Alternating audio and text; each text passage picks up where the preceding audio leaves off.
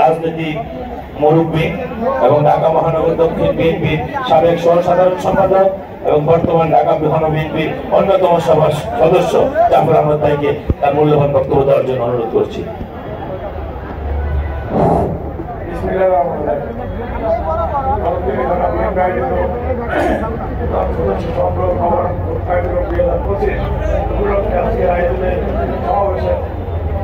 সম্মানিত প্রধান অতিথি ঢাকা সাইড আসনের সাবেক সভাপতি আহমেদ, প্রধান বক্তা ঢাকা মহানগর দক্ষিণ বিএনপি বিপ্লবী সদস্য রাজপথের যোদ্ধা তাকিল আহমেদ কবির, ঢাকা মহানগর দক্ষিণ বিএনপি অন্যতম যুগ্ম আহ্বায়ক সৈয়দ পতন আন্দোলনে তিনি ভারপ্রাপ্ত সদস্য হিসেবে দায়িত্ব পালন করেছিলেন।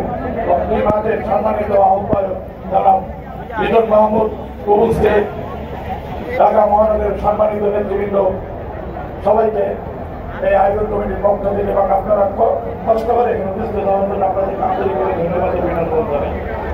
সংগ্রামী নেতৃবৃন্দ, আমাদের আজকের এই সভা অনেক গুরুত্বপূর্ণ। তার কারণ আপনারা জানেন দীর্ঘ 17 বছর কি করে